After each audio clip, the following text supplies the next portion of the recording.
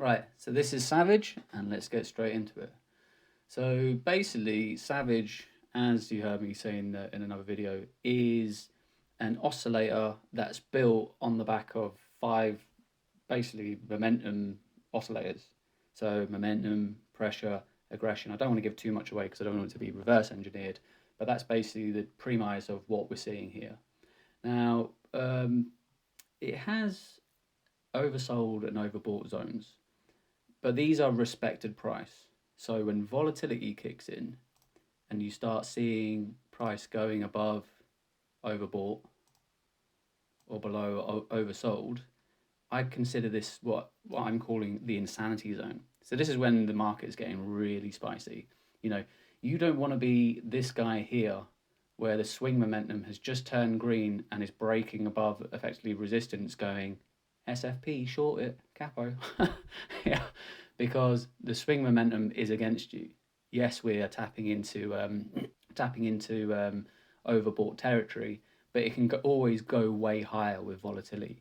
And that's what this indicator shows. It shows we're at a respected level. However, if the market wants it, it will go higher. How do we know how high it's going to go? By what the swing momentum is doing. So here the swing momentum turned green. You know, you were getting in here and you ran it all the way up to around here. Yeah, take profit. You've done well. Similarly here, the market's, you know, you don't know what the market's doing. It hits a negative swing momentum. It starts going red. It takes you all the way down to here. Trade done. Shake your hand. Make a note of this because these colors are reflective later in OMB. But on the FnG oscillator, they are very powerful in detecting what the trend is doing. Yeah, where are people getting interested and what are they doing? I.e., for example, here, you know, we just had this shape, then all of a sudden it's green. We're running it up, all the way to here, from there to there. Shake your hand, you've done well, trade done. Okay, so that's kind of like the basics of it, but we can add in some other bits that can help us detect support and resistance. So if we have a look in some of the settings, we've got show the aggression channel. Now the aggression channel is dynamic, so you've got to remember these overbought and oversold are fixed between 10 and minus 10 and 14 and minus 14. These are the levels. They are fixed, respected. This volatility dynamic SR level is where the action can stop or get even spicier. So let's go back to our original one here where we saw it breaking out. So you've broken out the respected, but you've also broken out of the, you know, the ceiling. This is in price exploration. You don't want to be stuck shorting this or trying to sell it. You want to wait. It dips back in. Now it rejects that channel. You've got the top. Yeah.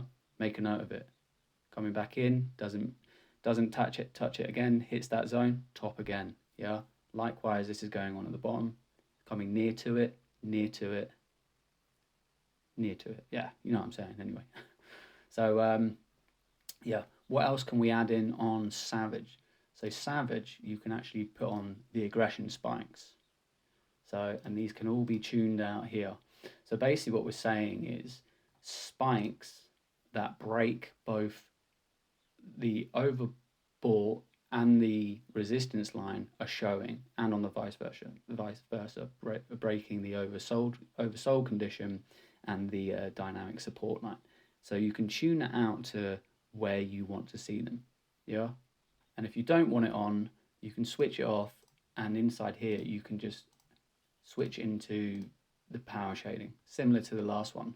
However, with this shading, we have the reversal zones included.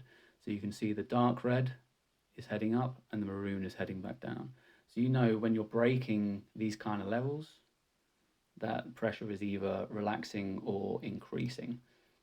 This comes with divergences.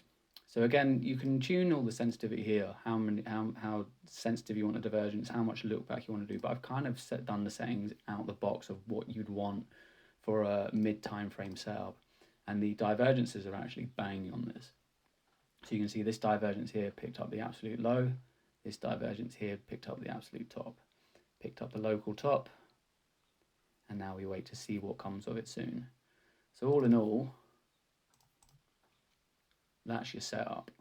Now, if you want, you can down tune it, and if you put it onto a 10, you can now see the triangles are coming in. So if you didn't want the aggression spikes on, you can switch them off, and the arrows will handle the work. It's basically saying that the aggression spikes are breaking through, and this is an optimum place to buy.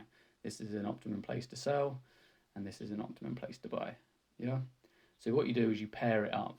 You're looking for zones and divergences. What are we doing? Momentum's coming through.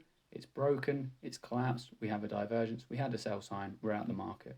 You're out of the market, and you're waiting for it to come down, and then you're back in around here, which was there. You just saved nearly 70% on your investment. Yeah, so really, in its clearest form, you could just turn off all of this.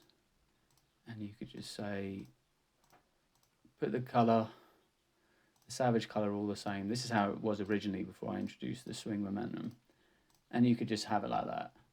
And that's its cleanest form. It's not too technical. And you just wait for the buy, buy, buy, buy. Likewise, it goes above, you wait. But in typical conditions, it's a sell, it's a sell, it's a sell, it's a sell, it's a sell. Yeah, and a buy again. And we're heading into that kind of territory again. But like I said before, if it breaks up and we've got our aggression channel on, then really the sky's up here, you know, and that sky up here could be $6,000 up here. So yeah, very dynamic in how you want to use it, but even more powerful when paired with the likes of OMB, because OMB, when you get the zones and the additional flags plus these flags, then you know you are in the power zone to make a crucial trade decision. So yeah, so let's look at OMB next.